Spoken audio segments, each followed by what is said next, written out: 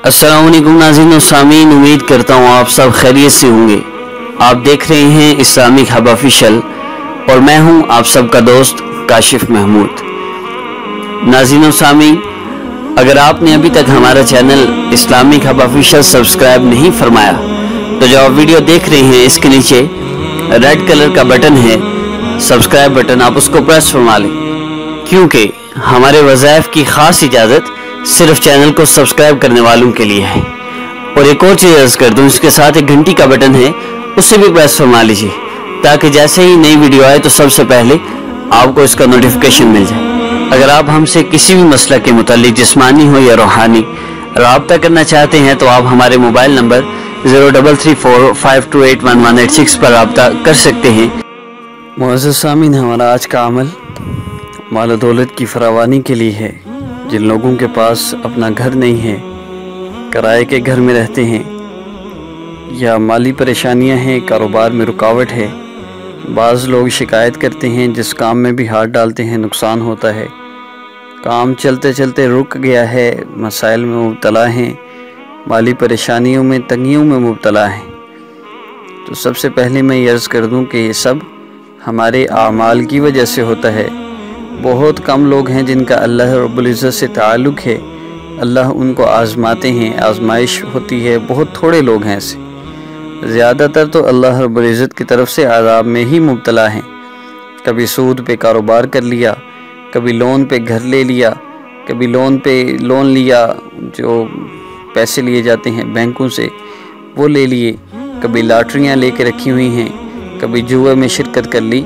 इस तरह के जितने भी हराम काम हैं जिनसे घर का निज़ाम चल रहा है, इस घर में बेसुकूनी आएगी।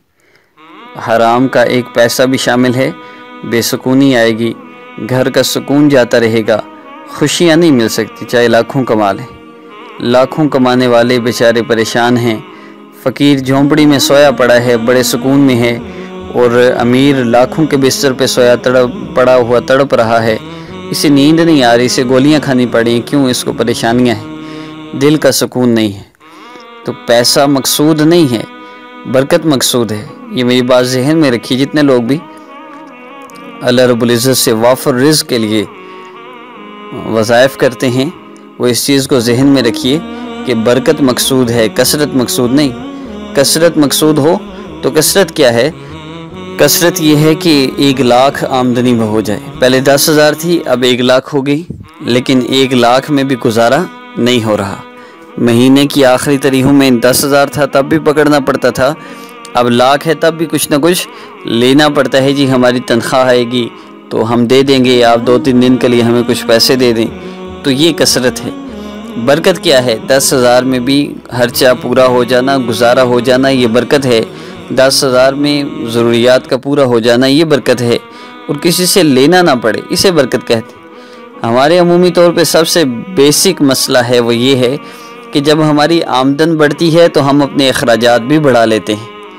ये नहीं होना चाहिए। आमदन बढ़े तो अखराजात ना बढ़ाएं, सिर्फ अपनी ज़रूरत की ज़िंदगी उसी तरह गुजारते रहें। इस आमदन को किसी अच्छी जगह इस्तेमाल करें, सेविंग पे कर लें। सेविंग अकाउंट नहीं कह रहा, वो तो हराम है। जिन लोगों ने सेविंग अकाउंट बनाए हुए हैं, चाहे उसमें 10,000 रुपया है या 2 रुपये हैं, ये सब अल्लाह रब्बुल इज़्ज़त से जंग कर रहे हैं। और इनके मसाइल की बेसिक वजह ही फिर सिर्फ ये है।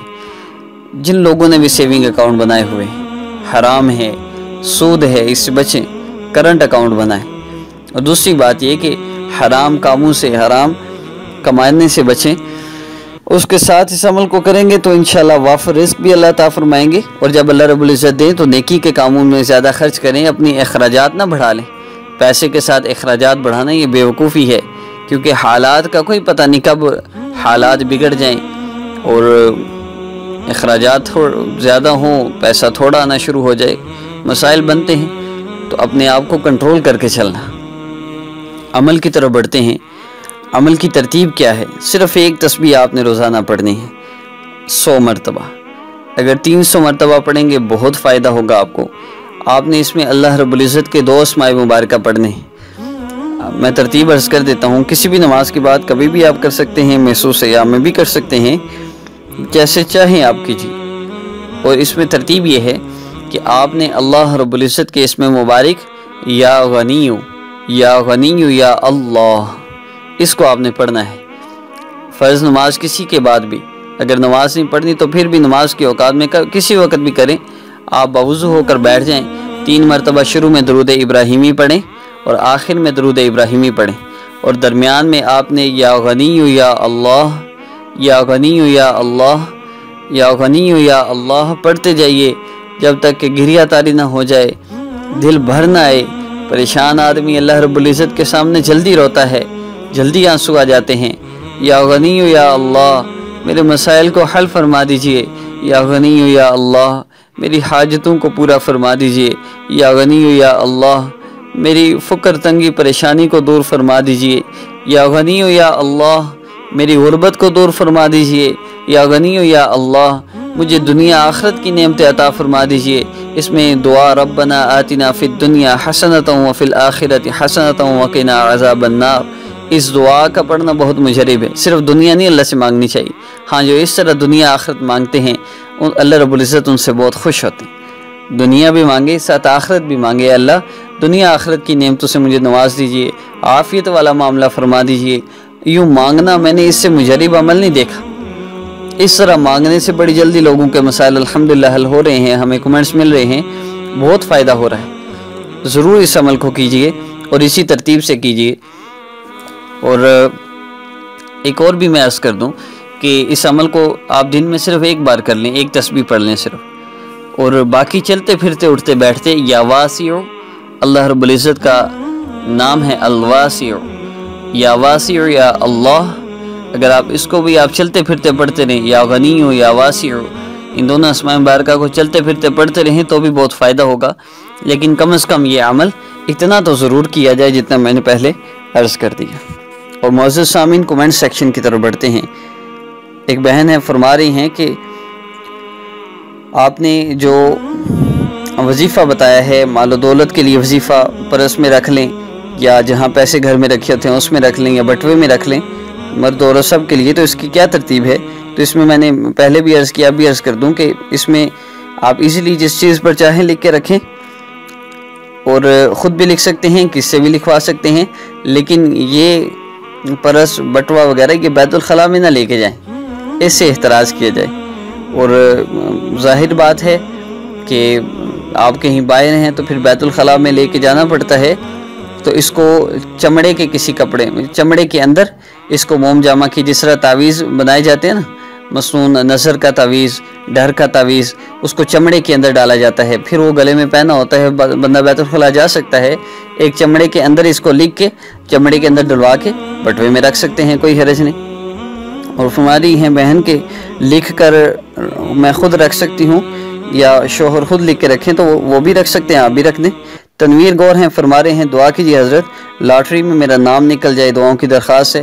تو جی میں بہت دعائیں کروں گا آپ کی لاٹری نکل آئے، اور اس حرام کام کے لیے میں ہی ملا تھا، اللہ جزائے خیر دے، محسوس نہ فرمائیے گا، لاٹری سے ملی ہوئی رقم حرام ہے، اور لاٹریاں رکھنا، یہ بانڈز خریدنا یہ حرام ہے، اور یہ اللہ رب العزت نے 7ویں پارے میں اللہ رب العزت فرما رہے ہیں یہ ساری چیزیں انما الخمر والمیسر والانصاب والازلام رجس من عمل الشیطان، یہ شیطانی کام ہے سارے، یہ بت پانسے اور جتنے بھی یہ لاٹریاں بانڈ سب کچھ چل رہا ہے یہ اللہ رب العزت نے حرام کیا ہے، یہ ہمارے لیے مسلمان کے لیے جائز نہیں ہے۔ رزق اللہ رب العزت کے خزانوں میں ہے، اللہ نے دینا ہے، حلال بھی ملے گا، آپ حرام کمائیں گے تو حرام ملے گا۔